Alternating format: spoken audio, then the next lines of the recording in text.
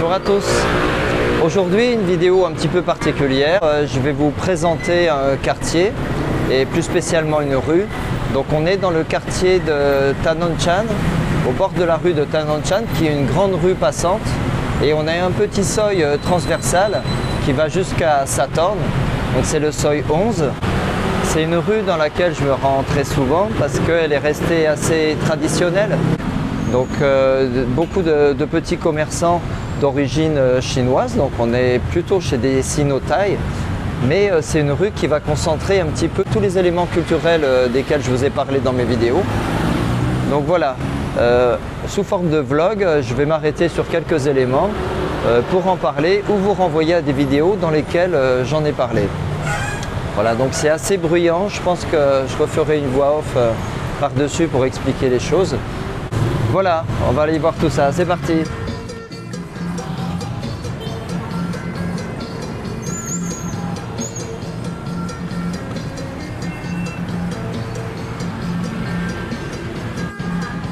Tanonchan, c'est là où sont venus s'installer des immigrés chinois à la fin des années 50 et ils sont venus rejoindre des populations qui existaient déjà là, des Thaïs évidemment, mais aussi une population musulmane.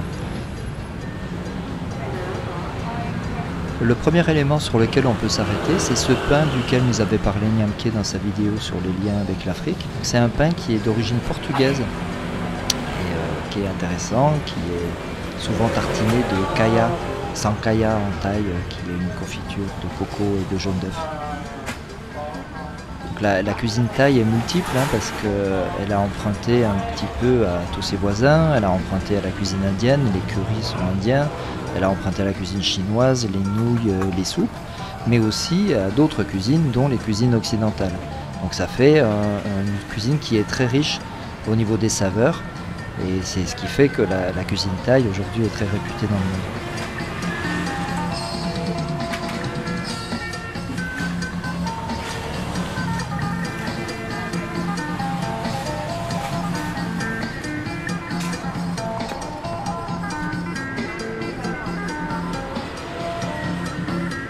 Là c'est tôt le matin, il est 8 h, les gens sont en train de prendre le petit-déj ou finissent de prendre le petit-déj, beaucoup de gens prennent le petit-déj dehors dans la rue.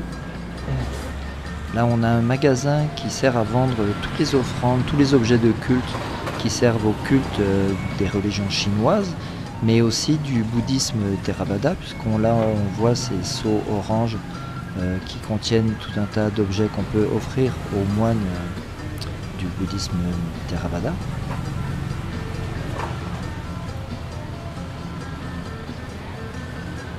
En Thaïlande, on va trouver toutes ces religions qui vont se superposer, qui vont même s'agglomérer les unes les autres. On va avoir un grand substrat sud-asiatique qui est lié aux esprits, l'hindouisme, le bouddhisme thaï, Theravada, et ensuite viendra par l'immigration une influence du bouddhisme chinois Mahayana.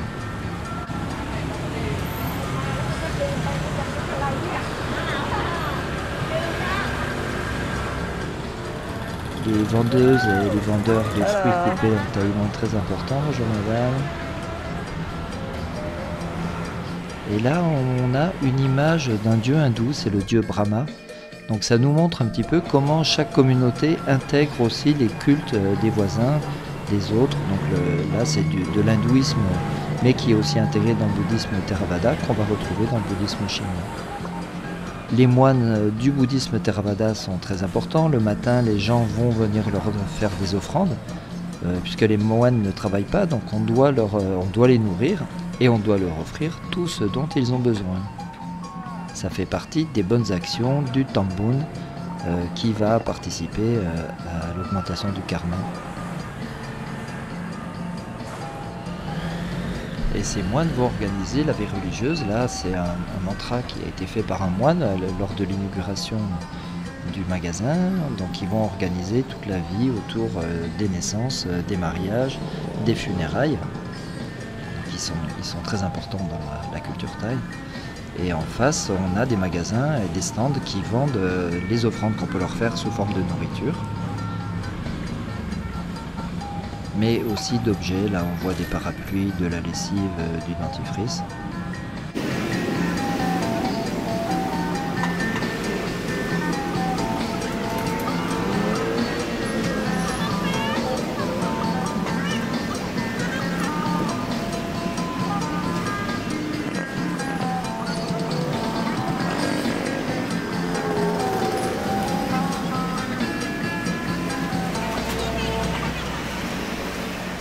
Thaïlande, tout a du sens, hein. On peut décrypter énormément d'éléments de la culture thaï.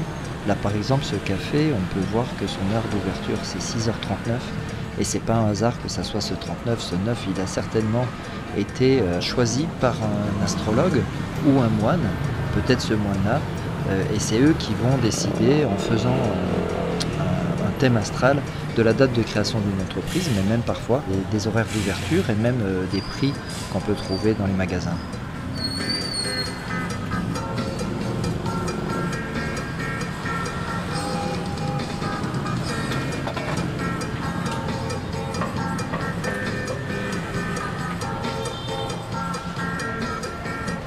Là, on a une représentation commerciale de Nang Quac dont je vous mets le lien ici sur cette déesse qui est vraiment très locale, très sud-asiatique et qui sert à attirer l'argent des clients.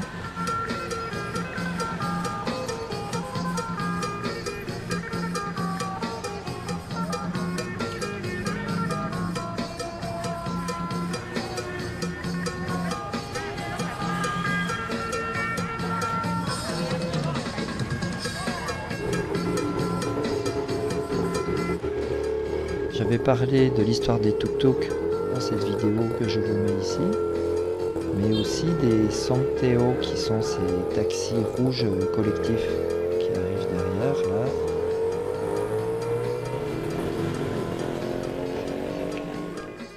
Et on a un marché de frais qui est intéressant où on va trouver des légumes, des fruits évidemment, tout un tas de trucs à manger, de la viande, du poisson, à peu près tout ce qu'on trouve sur les marchés asiatiques.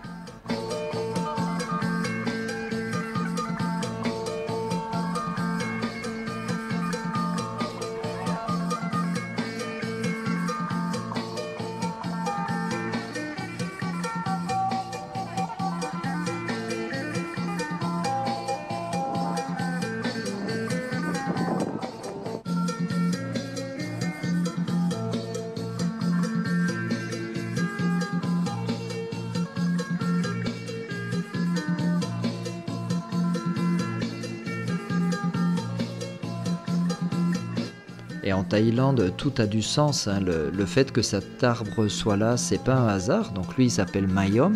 J'en avais parlé aussi dans une vidéo ici. Les plantes sont plantées en fonction du caractère auspicieux de leur nom. Donc il faut que le nom de la plante soit synonyme ou proche d'un mot thaï qui va signifier bonheur, chance, prospérité. Donc la plupart des plantes qui sont là ont du sens. Elles ne sont pas là juste parce qu'on trouve que ça fait beau. Là, les boissons rouges qui sont aussi mises en offrande, celles-là, je leur ai consacré une vidéo à part entière. Là, elles sont en offrande à l'esprit de la terre qui est présent là. Lui, il faudrait que j'en parle un jour parce qu'il est super important. Donc les Thaïs vont honorer plein d'esprits comme ça, en dehors des religions qui vont venir se rajouter dessus, telles que l'hindouisme ou le bouddhisme. Et on va faire des offrandes pour pouvoir augmenter son karma, sa vie prochaine. Donc on peut nourrir les moines, mais aussi on peut nourrir les animaux. Aujourd'hui c'est interdit de nourrir les pigeons et on voit que là c'est interdit aussi de nourrir les chats dans cette rue. Et ça ne marche pas toujours ces interdictions, puisque c'est très important pour les Thaïs de continuer de faire ces offrandes, ces tambouns. Et parfois ça rentre en contradiction avec les lois nationales ou municipales.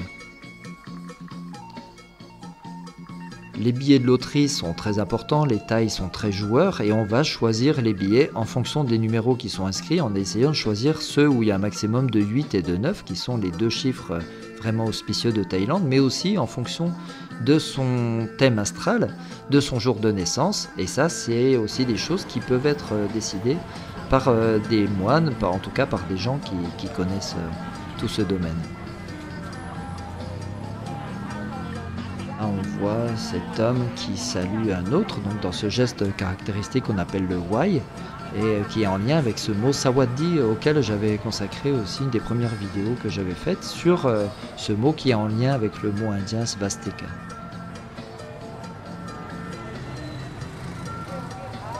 Là, cette dame, elle porte dans ses mains des feuilles de pandanus, qu'en Thaï on appelle pandan.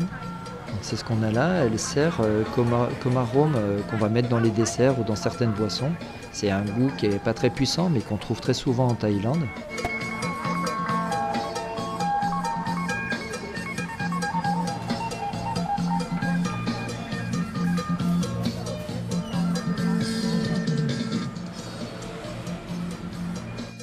Le Unalom aussi, auquel j'ai consacré une vidéo avec d'autres symboles sacrés qu'on a en Thaïlande. Ce qui est intéressant, c'est de montrer ici que même les populations d'origine chinoise, parce que là c'est des vendeurs de canards chinois, vont intégrer ces éléments qui sont plutôt indo-thaï, puisque l'origine c'est quand même plutôt indien. C'est aussi le cas de ces offrandes de fleurs là, qui ont une symbolique qui est plutôt indienne et qui est intégrée chez les Sino-Thaï aujourd'hui.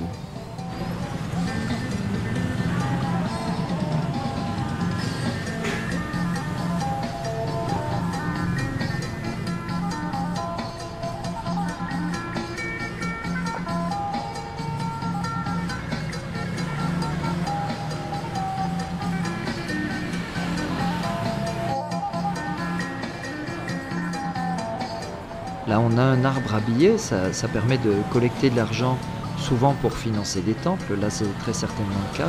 Et on dit que l'origine de cette tradition vient du fait que les habitants laissaient des morceaux de tissu accrochés aux arbres dans la forêt pour que les moines puissent coudre eux-mêmes leurs robes monacales, puisque les moines ne possèdent rien. Aujourd'hui, on offre directement les robes monacales, mais on a gardé cette tradition d'accrocher des offrandes, et là, ça devient de l'argent et plus des morceaux de tissu.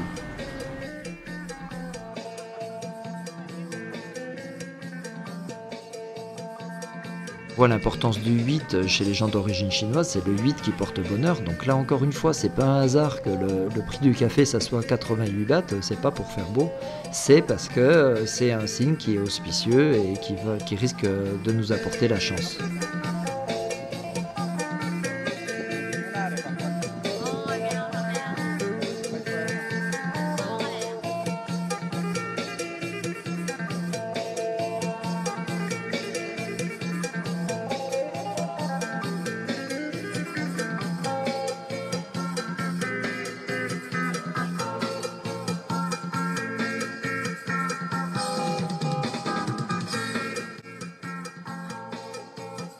Et ses origines chinoises par différents éléments. Là par exemple on a un dragon qui est super important dans la culture chinoise. Là on voit que c'est un dragon chinois parce qu'il a 4 doigts.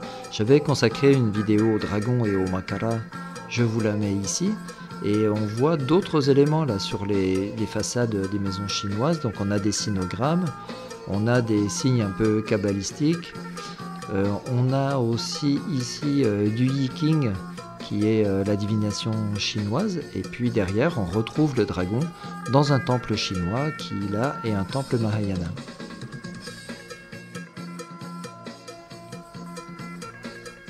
On voit bien qu'on est dans une ambiance totalement chinoise, on a ces signes chinois, les sinogrammes, on a l'omniprésence de la couleur rouge et du doré.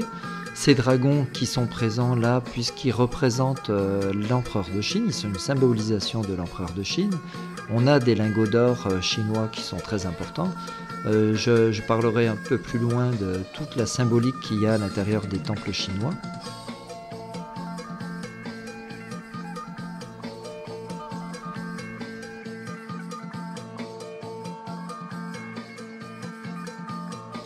Mais ce qui est intéressant ici, c'est de voir que même dans un temple chinois, là on a une cloche qui vient certainement d'un temple Theravada, et dessus on a une représentation d'un Tep qui a un esprit qu'on appelle un ange. J'avais parlé de lui dans la vidéo sur le nom de Bangkok qu'on appelle Krung Thep Mahanakon.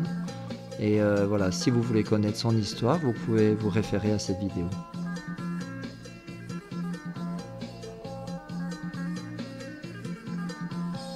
En haut de la porte là, on a le Feng Huang qu'on appelle faussement le phénix chinois qui représente l'impératrice de Chine. Donc lui j'en avais parlé dans une vidéo sur la vaisselle qu'on trouve au Maroc, la vaisselle Taos. Et dedans j'ai montré comment cet élément chinois, ce phénix chinois, dans le Maghreb est devenu un pan. Les Thaïs vont intégrer tout un tas d'éléments culturels qui sont considérés comme étrangers. Ça va être le cas de Noël aujourd'hui, donc de la culture occidentale. Là, on a quelques Pères Noël qui sont accrochés dans un arbre. Alors, même si c'est des Pères Noël qui me paraissent un petit peu chinois, là, avec le rouge et ce doré, c'est une référence à une tradition occidentale et chrétienne. On peut voir tout ça en passant dans la rue, on peut décoder plein de choses. Là, en passant devant ce magasin, je me suis rendu compte qu'il y a une dame qui est en train de prier. Et si on s'approche un peu, on voit qu'elle est bouddhiste Theravada, donc du petit véhicule qu'on a aujourd'hui en Thaïlande. Mais voilà, au milieu des gens qui sont plutôt des sinotai et de traditions confucianistes, taoïstes ou bouddhisme grand véhicule. Là, on a un 7-Eleven, toute une histoire qui est très liée à la migration des Chinois Teochew. J'ai consacré une vidéo, je vous la mets là. Le cannabis qui a fait son apparition depuis sa légalisation en juin 2022 en Thaïlande. Donc on a perdu un petit peu ses usages spirituels au profit des usages vraiment récréatifs. Et là, on voit que cette affiche fait vraiment la promotion du côté festif et récréatif du cannabis. Et allez voir cette vidéo, il y a plein de trucs à apprendre dessus. Si on traverse la rue, on voit qu'on a une pub pour du saté. Nyamke nous en avait parlé aussi dans sa vidéo, puisque cette pâte d'arachide est utilisée en Afrique. Mais ça, c'est une tradition en Thaïlande qui vient de Singapour, du monde malais et surtout d'Indonésie, mais qui est aujourd'hui intégrée dans la cuisine thaï. Alors souvent, devant les salons de massage, vous allez voir la représentation de cette déesse qui s'appelle Torani.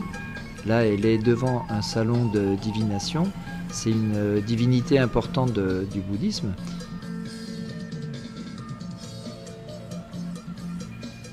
Mais on voit que derrière elle, on a une déesse hindoue qui s'appelle Lakshmi, qui elle est la déesse de la prospérité, de l'argent, de la réussite.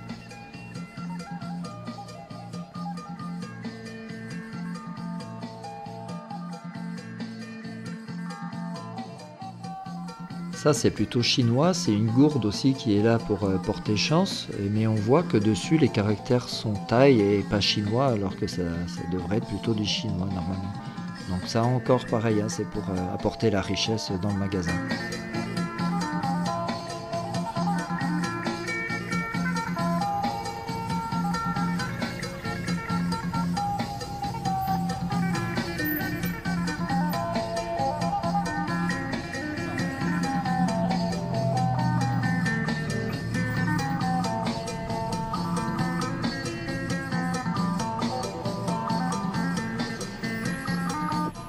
Deux représentations du manekineko japonais, ce petit chat qui agite le bras et qui fait venir aussi les clients pour attirer leur argent dans le commerce.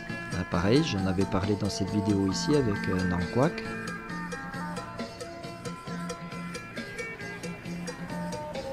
Là, un dessert thaï qu'on appelle Phoi Thong, qui est d'origine portugaise comme beaucoup de desserts en Thaïlande. Je vous mets le lien, j'avais fait une vidéo avec Sabri sur le sujet si ça vous intéresse.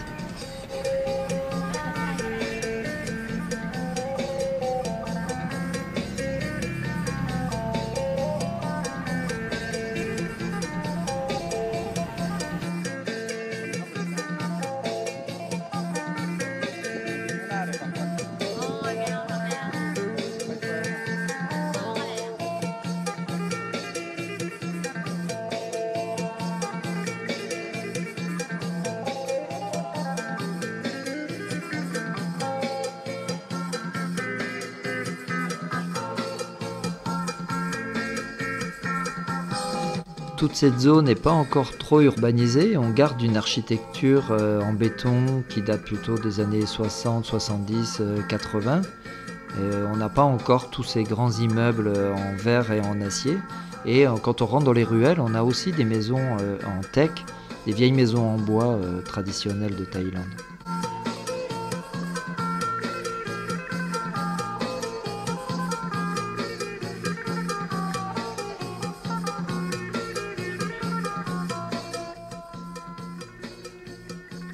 Des offrandes de boissons rouges et d'eau, mais ici elles sont données à une statue qui représente le Naga 5 têtes qui est important dans le bouddhisme Theravada.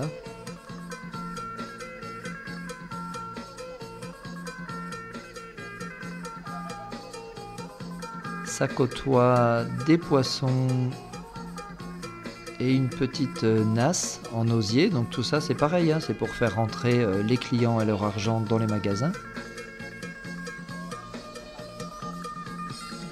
Et on retrouve la déesse Torani, donc elle est importante dans le bouddhisme Theravada, puisque c'est à elle que fait appel le Bouddha quand il est en opposition, en conflit avec le roi des démons, Mara.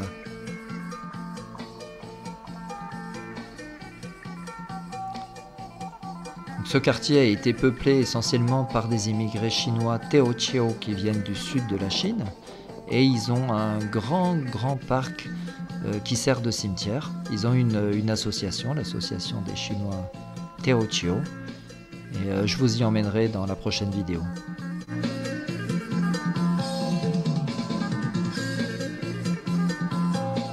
On voit sur les murs à droite là, des représentations de la roue de la loi, la roue du Dharma.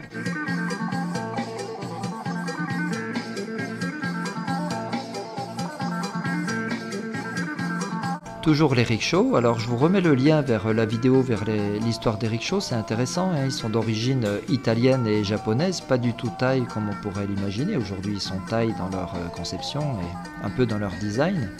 Là on a un petit rappel de faire gaffe à son sac quand on est touriste dans les tuk-tuk.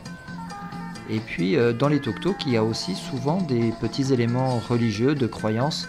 Donc là on a une représentation du Unalom duquel je vous parlais tout à l'heure et du poisson Platapian.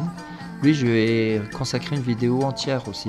Quand on rentre dans un tuk-tuk, dans un taxi, et encore plus si vous avez l'occasion de voir chez des chauffeurs routiers de camions, il y a tout un tas de petits éléments comme ça de protection qui sont intéressants à décoder.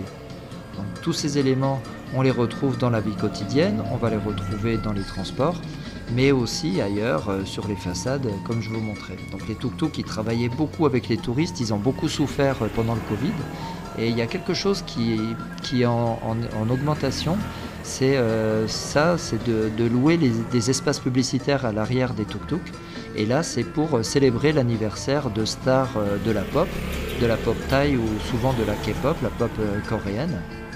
Donc c'est des fans qui vont acheter ces espaces pour souhaiter bon anniversaire à leur idole.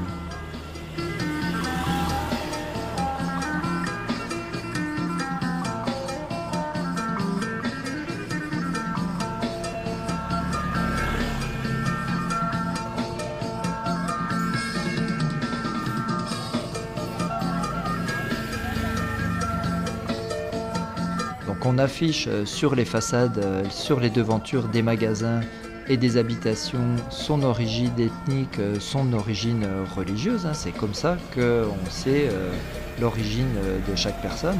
Ça va être le cas par exemple des Thaïs, des Sino-Thaïs, mais aussi des Indiens qu'on va trouver à Bangkok. On a un quartier indien qui est important, mais ça va aussi être le cas des musulmans.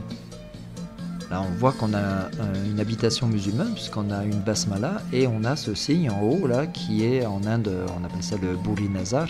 C'est une représentation d'un œil et c'est là pour repousser le mauvais œil. Donc le mauvais œil, c'est une croyance qui est plutôt moyen-orientale et méditerranéenne, mais qui est intégrée chez les musulmans d'Asie du Sud-Est. Là, on a une voiture de riche et on voit qu'il a acheté sa plaque d'immatriculation et c'est lui qui va choisir ses numéros. Donc les 2-7 n'ont pas beaucoup d'importance, mais ce qui est important, c'est ces 2-9. Je vous remets la vidéo dans laquelle j'en parlais. Ces 2-9 qui vont jouer un rôle de protection. Et les plaques d'immatriculation peuvent coûter très cher en Thaïlande en fonction de la symbolique des nombres qu'on va mettre dessus. Donc là, on va voir si ça va le protéger pour pouvoir passer cette ruelle qui est super étroite. Est-ce qu'il va frotter les ailes de sa voiture ou pas? Et hop, il met le clignotant à droite et il part à gauche. Et on débouche sur un temple hindou qui est un temple destiné à la communauté indienne, donc là d'immigrés indiens avec cette svastika de laquelle j'avais parlé. Là je vous remets le lien aussi vers la vidéo. Et on va terminer là-dessus parce que c'est un peu long et puis je vais refaire une vidéo dans laquelle je reparlerai de tout ça. Donc si vous avez eu le courage de rester jusque là, je vous en remercie. Si ça vous intéresse, on se retrouve pour la suite de cette visite de ce quartier qui est super intéressant. Voilà, merci d'être venu jusque-là. Et puis commentez, likez, abonnez-vous. Et on se retrouve très bientôt. Bye bye.